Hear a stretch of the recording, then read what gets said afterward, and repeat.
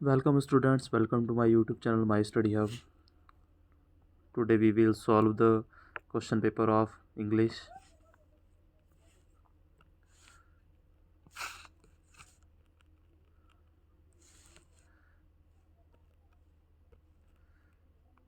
तो first question है बच्चों, फर्स्ट ऑफ ऑल अगर आपने चैनल को लाइक या सब्सक्राइब नहीं किया है तो उसको सबसे पहले आप सब्सक्राइब कर दें, जिससे कि सारे नोटिफिकेशन आप सारे क्वेश्चन पेपर आपके पास इजीली और फुल्ली सॉल्व्ड पहुंच पाएँ।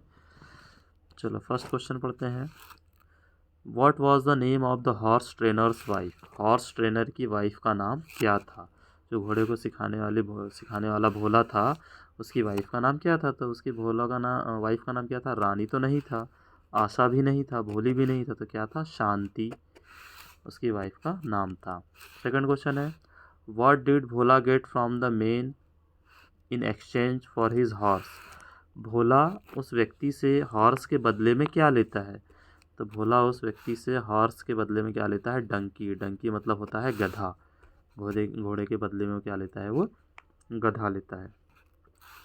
The rainbow makes a bridge. Rainbow क्या बनाता है? ब्रिज बनाता है। किसके ऊपर में बनाता है? कहाँ से कहाँ तक बनाता है? तो कहाँ से कहाँ तक बनाता है? फ्रॉम अर्थ टू स्काई, ज़मीन से लेके आसमान तक ब्रिज बनाता है ये, है ना। अगला क्वेश्चन है, what is the comparative degree of the adjective high? High adjective है, मतलब विशेषण है। विशेषण यानी जो किसी चीज़ की विशेषता बताता हो, तो इसका कंपैरेटिव डिग्री क्या होगा? हायर होगा। और सुपरलेटिव डिग्री क्या होगा? हाईएस्ट। तो हमको पूछा क्या है? कंपैरेटिव, तो कंपैरेटिव डिग्री कौन सा है? हायर है, तो इसका आंसर क्या होगा? हायर। अगर सुपरलेटिव पूछता तो हम क्या बताते? हाईएस्ट बताते। चलो बच्चों नेक्स्ट क्वेश्चन है, पिक द ऑड वर्ड। विषम शब्द को छांटिए। अब विषम शब्द कौन सा होगा यहाँ पर? इसका मतलब होता है नदी, इसका मतलब होता है तालाब, इसका मतलब होता है समुद्र। तो इन तीनों में क्या रहता है? पानी। लेकिन रोड में पानी रहता है क्या? रोड तो चलने के लिए होती है, सड़क, इसलिए विषम शब्द क्या होगा? रोड होगा।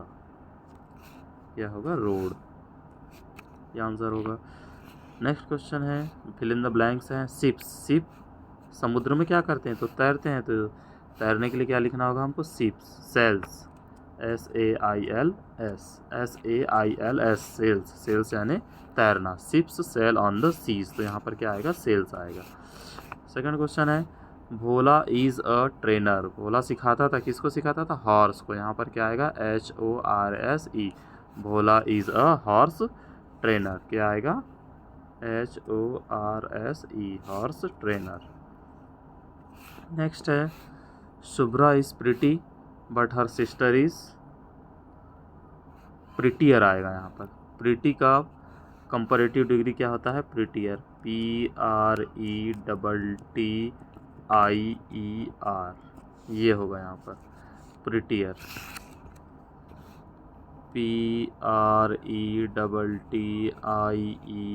ये होगा इसका आंसर प्रिटियर। अगला है, the superlative degree of brightest. अब ब्राइटेस्ट का क्या होगा? ब्राइट होगा। BRIGST, bright. ब्राइट होगा सुपरलेटिव डिग्री। तो यहाँ फिल इन द ब्लैंक में क्या आएगा? ब्राइट। ब्राइट का सुपरलेटिव डिग्री क्या है? ब्राइटेस्ट है। Lion is the of the forest. Lion क्या होता है? जंगल का राजा होता है। राजा को इंग्लिश में क्या कहते हैं? किंग कहते हैं, इसलिए क्या आएगा इस खाली स्थान में? किंग आएगा। नेक्स्ट क्वेश्चन, आप क्वेश्चंस देख लीजिए, इनके आंसर मैंने बना के रखे हैं। 11, 12, 13, 14। पहला क्वेश्चन है, where did Bhola go to sell the horse? Bhola कहाँ गया था घोड़े को बेचने के लिए? तो कहाँ गया था भोला? इसका आंसर है, Bhola went to the market to sell the horse. Bhola बाजार गया था घोड़े को बेचने के लिए। नेक्स्ट क्वेश्चन, सेकंड क्वेश्चन है, whom did Bhola meet first? Whom यानी किससे? होम मतलब होता है किससे भोला सबसे पहले मिला। तो आंसर देख, he first met a man with a donkey. Bhola उस व्यक्ति से मिला जिसके पास क्या था?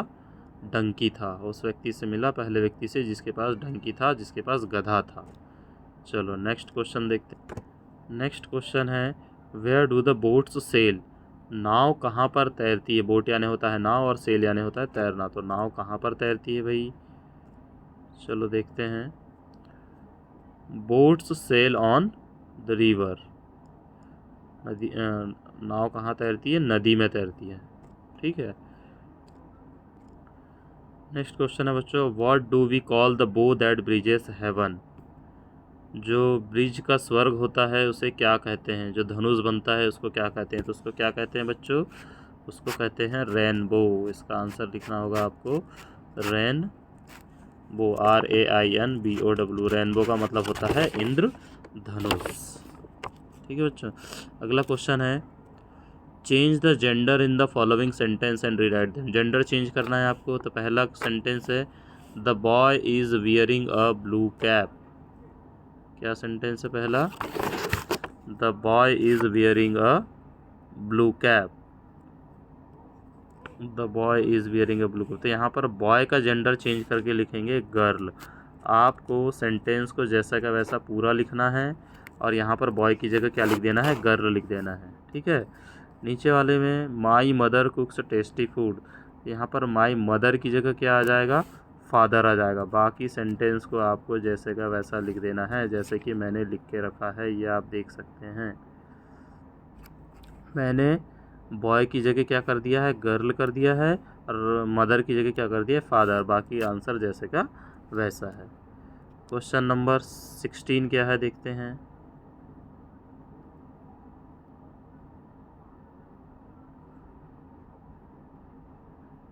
क्वेश्चन नंबर 16, क्वेश्चन नंबर 16 है, make sentence using the adjective vice and tall. Adjective यानी होता है विशेषण, दो एडजेक्टिव दिए हैं, वाइस वाइस यानी होता है बुद्धिमान और टॉल यानी होता है ऊंचा। इनसे आपको सेंटेंस बनाना है, जो कि हमने इस प्रकार बनाया है, आप देख सकते हैं। ये रहे हमारे दो सेंटेंस। वाइस का हमने बनाया है, भोला इज़ अ वाइस मैन। भोला कैसा था, बुद्धिमान व्यक्ति था। एक सेंटेंस हो गया हमारा। दूसरा सेंटेंस हमने टॉल पर बनाया है, Meena is a tall girl. Meena ऊंची लड़की है। मीना ऊंची लड़की है, हमने ऊंचे पर भी बना लिए और बुद्धिमान पर भी बना लिए, दो वाक्य। क्वेश्चन नंबर 17 का आंसर ये रहा। क्वेश्चन नंबर 17 क्या था देखते हैं।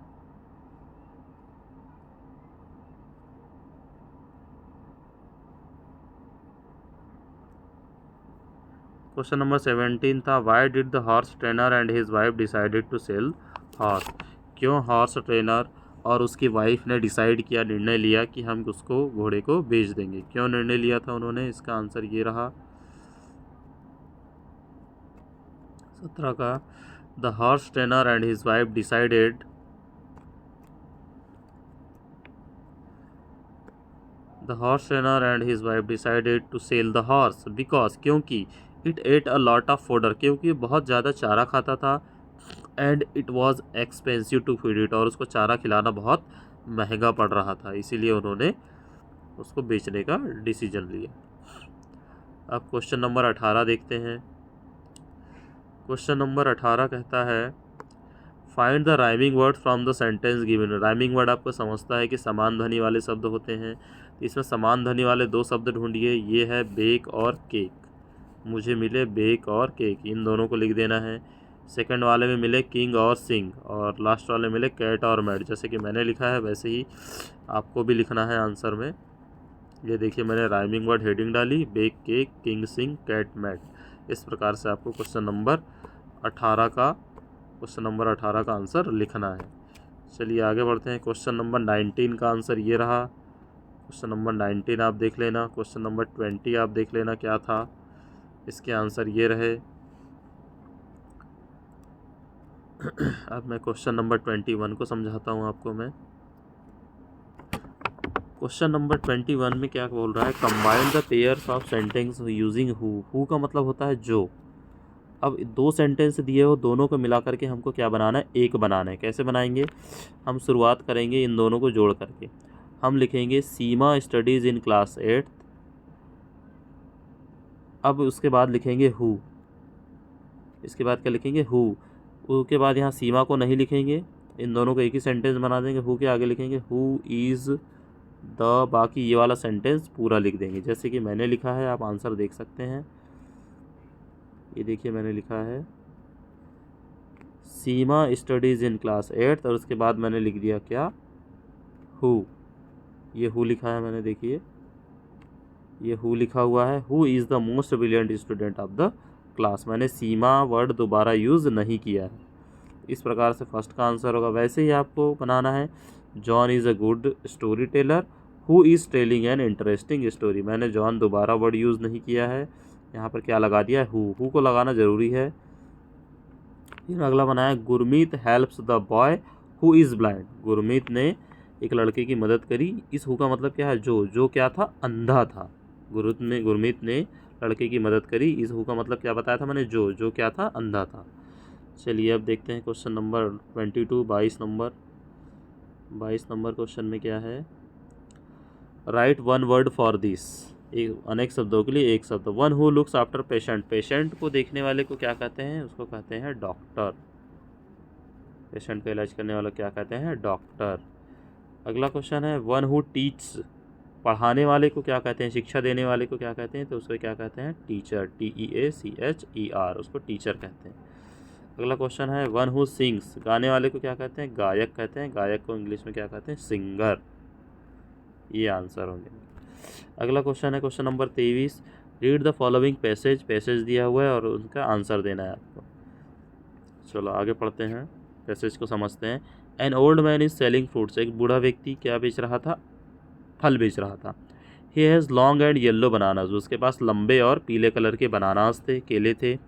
Round and red apples. गोल और लाल एप्पल थे। Big and green watermelons. बड़े और हरे क्या थे, वाटरमेलन मतलब तरबूज था। स्मॉल एंड ब्राउन चीकूस थे। छोटे और ब्राउन कलर के चीकूस थे। He is very happy. वह बहुत खुश था। His shops looks beautiful. उसकी दुकान बहुत सुंदर दिख रही थी। Fruits smell very nice and tasty. Fruits की सुगंध बहुत अच्छी और स्वादिष्ट आ रही थी। चलिए आगे पहला क्वेश्चन देखते हैं। Who is selling fruits in the above passage. तो इसका आंसर होगा an old man is selling fruits. ये पहले का आंसर हो गया, फर्स्ट क्वेश्चन का आंसर हो गया। सेकंड क्वेश्चन पूछ रहा है what is the colour and shape of bananas. तो सेकंड का आंसर होगा he has long and yellow bananas. ये आंसर होगा सेकंड का। थर्ड क्वेश्चन पूछ रहा है how does his shop look. Shop उसकी कैसी दिख रही थी, लुक यानी दिखना, तो उसकी शॉप कैसी दिख रही थी, ये होगा थर्ड का answer. His shop looks beautiful. ये थर्ड का आंसर होगा। अब लास्ट क्वेश्चन है write the opposite of big. Big का अपोजिट क्या होगा, स्मॉल। ऐसा आंसर लिखना है आपको, एक साइड बिग लिखना है और एक साइड स्मॉल लिखना है। अगला क्वेश्चन है rearrange the letters to make meaningful words. इन शब्दों को जमाना है और एक अर्थपूर्ण वाक्य शब्द बनाना है। इसका होगा ब्राउन। पहले वाले शब्द का देख लो पूरे अक्षर मिल रहे हैं कि नहीं, BROWN। ये अलग अलग जमे हुए हैं, हमको इनको सही जमाना है। दूसरा शब्द है फ्रूट्स, FRUITS। पूरे शब्द मिला लो, मिल रहे हैं कि नहीं। इससे ब्राउन बनेगा और इससे फ्रूट्स बनेगा। चलिए आगे बढ़ते हैं। फिर एक पोयम दी हुई है, read the following poem carefully and answer the question given below. Poem को पढ़ लेते हैं। अ सिली लिटल मल sat on a milking stool and tried to write a letter to his father, but he could not find the ink, so he said, I rather think it is writing letters home is too much bother। चलिए पहला question पढ़ते हैं। Where did the mall sit। मल कहाँ पर बैठी थी, तो आएगा sat on a milking stool। ये पहले का आंसर होगा, sat on a milking stool। Second question है What was the trying to write। वो क्या लिखने की कोशिश कर रही थी, तो सेकंड का आंसर होगा and tried to write a letter to his father। वो अपने पिताजी को पत्र लिखने की कोशिश कर रही थी, सेकंड का आंसर होगा। थर्ड क्वेश्चन है What could he not find। उसको क्या नहीं मिल रहा था। थर्ड क्वेश्चन है What could he not find। उसको क्या चीज़ नहीं मिल रही थी, उसको क्या नहीं मिल रहा था। थर्ड का आंसर होगा but he could not find the ink. उसको स्याही नहीं मिल रही थी। ये थर्ड का आंसर होगा कि उसको स्याही नहीं मिल रही थी। फोर्थ है write the past form of the word try. तो ट्राई का पास्ट फॉर्म क्या होगा, यहीं पर दिया होगा, ये देखो ये लिखा है ट्राइड, TRIED, ये होगा ट्राई का पास्ट फॉर्म। अगला क्वेश्चन है राइट राइमिंग वर्ड फॉर। मल और थिंग का राइमिंग वर्ड, तो मल का क्या होगा बताओ।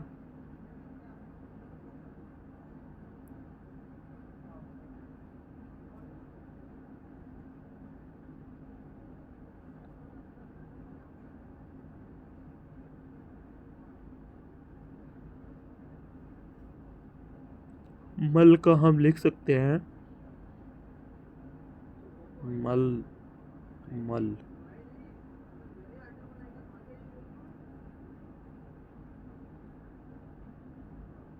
मल,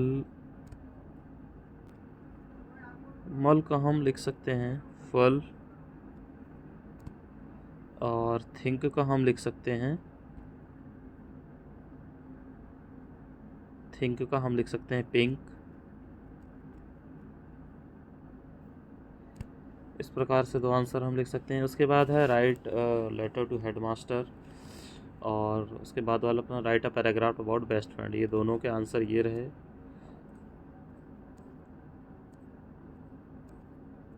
ये रहा आपका application to the headmaster government middle school. अपने स्कूल का नाम लिखना है। An application for 3 days leave. I beg to say that I am student of your school and class M. मैं आपके स्कूल में कक्षा 7वीं का छात्र हूँ। I am suffering from fever since last night. मैं कल रात से बीमार हूँ। So I can't attend the school, इसलिए मैं स्कूल नहीं आ सकता। Kindly grant me 3 days leave. मुझे 3 दिन की छुट्टी देने की कृपा करें, थैंक यू। और अपना नाम लिख दें नीचे। उसके बाद बेस्ट फ्रेंड पर एक पैराग्राफ लिखना था, वहाँ पर आप लिख सकते हैं my best friend name is. आप जो भी आपका बेस्ट फ्रेंड होगा यहाँ पर आप उसका नाम लिख दें। We study in the same school, हम एक ही स्कूल में पढ़ते हैं। Also in the same class, और सेम क्लास में भी पढ़ते हैं। सी इज़ वेरी इंटेलिजेंट, वह बहुत बुद्धिमान है। Girl and always scores the highest mark, और सबसे ज़्यादा नंबर लाती मेरी friend. We play together in evening after coming from school, हम साथ में खेलते हैं स्कूल से आने के बाद। इस प्रकार से आप पूरा पेपर हल हो जाएगा आपका। आशा करता हूँ कि आप बहुत अच्छे नंबर ले आएँ, और चैनल को सब्सक्राइब नहीं किया है ऐसे ही आंसर्स के लिए तो आपको सब्सक्राइब ज़रूर करना होगा, तभी मैं आप तक क्वेश्चन आंसर पहुँचा पाऊँगा। Thank you.